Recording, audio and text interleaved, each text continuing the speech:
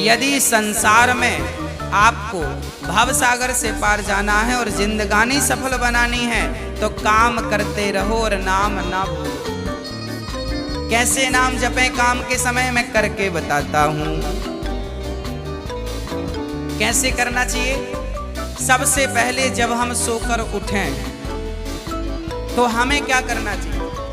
हम पहले तो ये निश्चित करें कि हमें उठना कब है। हमें कब उठना चाहिए। सूर्योदय के पहले। सूर्य उदय के पहले जो लोग उठ जाते हैं, जिस घर के लोग उठते हैं, कहते हैं सूर्य उदय के पहले आपके घर में झाड़ू लग जाए, आपका मेन गेट खुल जाए, खिड़कियां खुल जाएं और सूर्य का पहला प्रकाश यदि आपके घर पे आया तब तो आपके घर में सुख शांति और समृद्धि की कभी कमी हो नहीं सकती। जीवन में दुख वो लोग पाते हैं जिनके 7 बज गए, सूर्य भगवान आ गए, अभी तक दरवाजा नहीं खुले, खिड़कियां नहीं खुली, सो रहे हैं। राक्षस राज अभी सो रहे हैं। 7 बज गए, सूर्य भगवान सिर पे चढ़ रहे हैं, अभी तक आप सो रहे हैं। क्या ये हमारी सभ्यता, हमारा संस्कार है? ना, हमारे संस्कार हैं जब हम छोटे थे ना। ये दास अपनी बात कर रहा है। जब हम 10 वर्ष के थे तब हम मंदिर में पूजा करते थे। हम मंदिर में, हमारे पिताजी मंदिर में पुजारी थे, एक मंदिर की पूजा करते थे। तो हम जब 10 साल के थे तब हम 4 बजे स्नान करके 5 बजे पूजा खत्म करके और 5 से 6 बजे तक में सुंदर कांड का रोज पाठ करते थे, हनुमान चालीसा का रोज पाठ करते थे, रोज पाठ करते थे। 6 बजे, सवेरे 6 बजे मंदिर की पूजा और पाठ करके बाहर आ जाते थे अपने काम के लिए और 6 बजे बाहर आकर गाय के लिए घास लेने के लिए खेत चले जाते थे।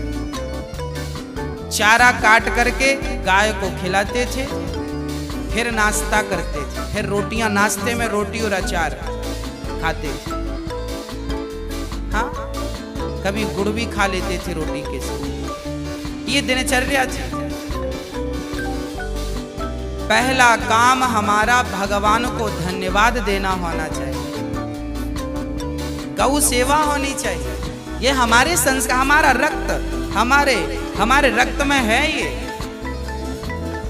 बिना पूजा किए अच्छा ही नहीं लगता। तो क्या करो, सूर्य उदय के पहले, सूर्य भगवान कब उदय हो रहे हैं, लगभग आप 5:30 बजे बिस्तर त्याग दो। बिस्तर त्यागने के पीछे भी कारण कैसा है, कैसे त्यागना है। डायरेक्ट उठ के चलना नहीं है। सबसे पहले जैसे ही आपकी आंख खुले, आंख खोलते ही राम नाम ते ही सुमिरन कीन्हा, हृदय हरस कपि सज्जन चीन्हा। यही सन हठ करी हूँ पहचानी, साधु ते हो ही न कारज हानि। हनुमान जी जब लंका में गए और विभीषण की कुटिया पर गए तो विभीषण सवेरे 4 बजे जागे और जागते ही उन्होंने क्या बोला, राम।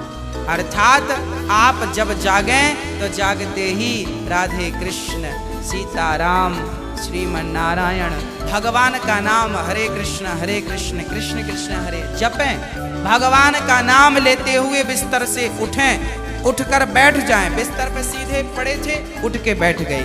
बैठकर क्या करना है, भगवान का नाम, हे प्रभु आज का दिन आपने दिया उसका धन्यवाद। फिर दोनों हाथ का ऐसे मंथन करना चाहिए और जब हाथ गर्म हो जाए तो फिर हमें हथेली को ऐसे खोलना चाहिए। खोलने के बाद हमें एक मंत्र पढ़ना चाहिए। मंत्र याद ना हो तो आप ऐसा करो, कराग्रे वसते लक्ष्मी, कर मध्य सरस्वती, कर मूले तु गोविंदा, प्रभाते कर दर्शनम। कराग्रे वसते लक्ष्मी, कर के अग्रभाग में लक्ष्मी का वास होता है। यहाँ कराग्रे वसते लक्ष्मी, कर मध्य सरस्वती, यहाँ सरस्वती का वास होता है और पूरे हाथ में भगवान कृष्ण का, नारायण का वास होता है। कर मूले तो गोविंद। तो दोनों हाथों का मंथन, यहाँ लक्ष्मी का ध्यान सवेरे करेंगे तो आपके घर में लक्ष्मी आएगी, सवेरे ध्यान होगा।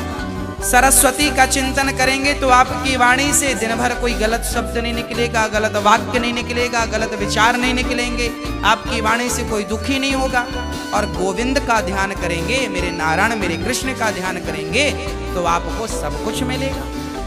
तो पहले दोनों हाथों का मंथन करके दर्शन करें, फिर दोनों हाथों का मंथन करके जब हाथ गर्म हो जाए तो अपने चेहरे पर लगाएं, अपने नेत्रों पे वो हाथ लगाएं। और उसके बाद सबसे पहले उठकर आप अपने बच्चों को ये चीजें समझाएं। सबसे पहले उठकर आप पृथ्वी माता को प्रणाम करें। पृथ्वी माता को, हे पृथ्वी माता आपका धन्यवाद, आपने हमें एक अवसर दिया है। आपके ऊपर हम कितना पाप करते हैं, हाँ, मलमूत्र जैसी गंदगी त्यागने के लिए हम मजबूर हैं। माँ हमें क्षमा करना, पृथ्वी माँ को प्रणाम करना चाहिए। उसके बाद आप अपना पांव बिस्तर के नीचे रखें, हाँ, उसके बाद बिस्तर के नीचे पांव रखें। और सबसे पहले सवेरे बढ़िया सा पानी पेट भर के पीना चाहिए। मैं थोड़ा स्वास्थ्य की बात भी आपके लिए कर दूं। बच्चों को तो जानकर रात के तांबे का बर्तन जानते हैं, कॉपर, तांबे के लोटे में धुलकर पानी भर दो, उसे ढक दो और वही तांबे के बर्तन में जो रात भर से पानी पड़ा था उस पानी को सवेरे बच्चों को पिलाओ। वो तांबे के पात्र का जब पानी बच्चे पिएंगे तो वो बच्चों की बुद्धि प्रखर होगी, बच्चे प्रखर बुद्धि वाले होंगे। यदि आपके घर में चांदी का सिक्का है तो आप लोटे पर चांदी का सिक्का भी डाल सकते हैं, नहीं है तो कोई बात नहीं। चांदी का सिक्का जब लोटे पे डालेंगे और उसमें पानी भरेंगे, पानी का स्पर्श चांदी और तांबे से जब होता है तो पानी शुद्ध हो जाता है, पानी के दोष समाप्त हो जाते हैं और पानी की शक्ति बढ़ जाती है। अरे फिल्टर करने वाली मशीनें जो आपने घर में लगवा रखी हैं, आरओ, ये क्या करते हैं? ये पानी वेग से जाता है, टकराता है, टकराने से पानी की शक्ति घटती और बढ़ती है। सबसे ज्यादा शक्तिशाली पानी कौन सा? झरने का पानी। गंगा का पानी शक्तिशाली क्यों है? क्योंकि वो हजारों किलोमीटर की यात्रा करता है, पानी पत्थर से टकराता है, उसकी शक्ति बढ़ जाती है। तो चांदी और कॉपर की जब पानी स्पर्श करता है तो उसकी शक्ति बढ़ जाती है। वो पानी आप अपने बच्चों को पिलाएं, आप पिएं। 1 लीटर पानी सुबह बच्चों को पिलाएं उठकर। और बच्चों को जब पानी पिलाएंगे, पेट में पानी जाएगा तो पेट की सारी गंदगी साफ होगी, आप अपनी क्रियाओं से निवृत्त हों। और उसके बाद आप स्वच्छ कपड़े पहने और सबसे पहले हिंदू परंपरा के अनुसार 1 लोटे में जल भरें, तांबे के लोटे में, और सबसे पहले बच्चों के हाथ से 1 लोटा जल सूर्य भगवान को चढ़वाएं।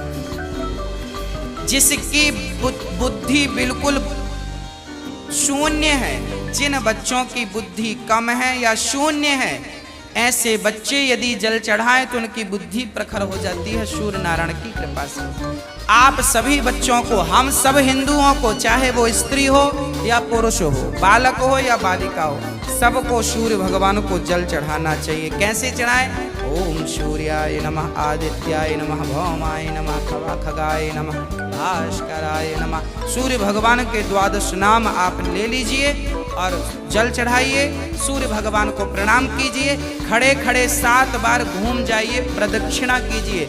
सूर्य भगवान की 7 परिक्रमा होती है, 7 प्रदक्षिणा कीजिए सूर्य भगवान की। और उसके बाद यदि आप पति पत्नी में कोई खटापटी चल रही है, झगड़ा चल रहा है, तो आप भी जल चढ़ाएं सूर्य भगवान को। पर उसमें आप थोड़ा सा गुड़ डाल लें, गुड़, मीठा पानी।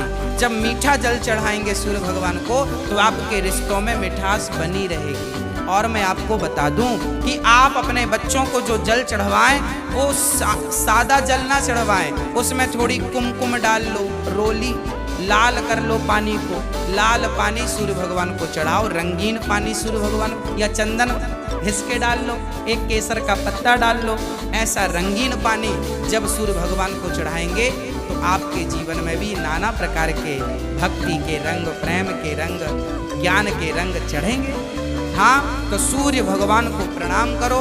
उसके बाद आप अपने घर से जो आपके मंदिर हैं घर पे, ठाकुर जी को बढ़िया पूजन करो। एक थाली साफ करो, थाली में बढ़िया सा एक स्टार बनाओ, चंदन का स्टार बनाओ, चंदन से स्टार बनाओ। उस स्टार, चंदन से स्टार बनाकर बीच में ओम लिखना चाहिए। और फिर जो खंड बचेंगे ना, स्टार बनाएंगे तो बीच में ओम लिखेंगे। आजू बाजू जो खंड बचेंगे उनमें आपको लिखना है, या तो आप लिखें श्री राधा कृष्णाभ्याम नमः, या तो आप लिखें श्रीमन नारायण, है ना। आपके जो भी इष्ट हैं उनका नाम लिखें। श्री राधा, एक खंड में लिखें श्री, फिर एक में रा, फिर धा, फिर राधा हो गया, फिर श्री कृष्णाभ्याम नमः ऐसा लिखें। श्री सीतारामाभ्याम नमः भी लिख सकते हैं। ऐसा लिख के फिर लड्डू गोपाल जी को उस पर बिठाओ। ठाकुर जी आपके घर पे होंगे ना लड्डू गोपाल जी। आपने जब वो स्टार पर ये सब बना लिया तो वो यंत्र बन जाता है। उस यंत्र को जल डालकर पहले प्रणाम कीजिए। जल डाल के प्रणाम करके फिर उसे आप प्रेम से प्रणाम कीजिए, और प्रणाम करके फिर ठाकुर जी को बिठाइए। ऐसे देखिए टीवी पे दिख रहा है, ऐसे आपको बनाना है। ऐसे आपको बना के ओम, फिर उसमें तुलसी का पत्ता चढ़ाइए लिख करके सब में, और फिर उसको प्रणाम कीजिए। जल चढ़ाइए, तुलसी चढ़ाइए। ये एक यंत्र बन गया, और इसे प्रणाम कीजिए। फिर इसके ऊपर ठाकुर जी को बिठाइए, गोविंद को बिठाइए, बिहारी जी को बिठाइए, और बिठाकर फिर उन्हें स्नान कराइए। प्रेम से स्नान कराइए। कैसे स्नान कराएं? ऐसे स्नान कराएं, और बोलते रहिए श्रीमन नारायण नारायण नारायण। कुछ नहीं आए तो नारायण नारायण कीर्तन करते श्रीमन नारायण नारायण। ऐसे जल चढ़ाओ। जल चढ़ाने के बाद भगवान को अपनी गोद पर बिठाओ। अपनी गोद पर बिठाकर बड़े प्रेम से उन्हें बढ़िया कपड़े से पोंछो, साफ करो। बच्चे को भी आप नहला के पोंछते हैं, बच्चे को बढ़िया पोंछिए, उन्हें साफ करिए। और जब भगवान को आप बढ़िया से साफ करें, उसके बाद उन्हें उनकी आसन पर बिठावें, और आसन पर बिठाने के बाद उनको फिर बढ़िया से वस्त्र पहनावें, और वस्त्र पहनाने के बाद उनका श्रृंगार करें। श्रृंगार करने के बाद जब पूरा श्रृंगार हो जाए तो ठाकुर जी को दर्पण दिखावें, है ना। फिर भगवान जी को दर्पण, आप लोग भी दर्पण देखते हैं कि नहीं? ऐसे ही ठाकुर जी को दर्पण दिखाना चाहिए। प्रभु देखिए आज दास ने आपका ऐसे श्रृंगार किया है, ये आपका श्रृंगार है, ऐसे दर्पण दिखाओ भगवान को। हाँ, भगवान को बढ़िया सा दर्पण दिखाओ। भगवान को दर्पण दिखाकर फिर उनको प्रणाम करो, और प्रणाम करते हुए कहो त्वमेव माता। बोलो मेरे संग सभी लोग, बोलो त्वमेव माता च पिता त्वमेव, त्वमेव बन्धुश्च सखा त्वमेव, त्वमेव विद्या द्रविडं त्वमेव, त्वमेव सर्वं मम देव देव। हाथ जोड़कर भगवान से कहो, हे प्रभु आप ही हमारी माँ हैं, हे प्रभु आप ही हमारे पिता हैं, हे गोविंद आपके सिवा हमारा इस सृष्टि में कोई नहीं है। हे प्रभु माना कि मैं अपराधी हूँ, माना कि मैं पापी हूँ, पर मुझे स्वीकार करना आपका ही काम है भगवान। हे नाथ मैं आपको कभी भूलूँ नहीं। एक बार जरा सभी बोलिए, हे नाथ मैं आपको कभी भूलूँ नहीं, हे नाथ मैं आपको कभी भूलूँ नहीं। हे प्रभु मैं सदा आपका स्मरण करता रहूं, सदा आपका चिंतन करता रहूं। हे नाथ मैं आपको कभी भूलूँ नहीं। ऐसी हमें प्रार्थना करनी चाहिए, भगवान को प्रणाम करना चाहिए, बढ़िया सी आरती उतारनी चाहिए, बढ़िया सा भोग लगाना चाहिए, और बढ़िया आरती उतार कर देखो भोग भगवान को, कई लोग ना भोग ऐसी रख देते हैं, ऐसे नहीं, भगवान को एक एक तोड़ करके जैसे हम बच्चों को खिलाते वैसे हमें खिलाना चाहिए, भोग ऐसे लगाना चाहिए। खिलाओ 5 बार, कम से कम 5 कौर तो खिलाओ, खिलाओ भगवान को।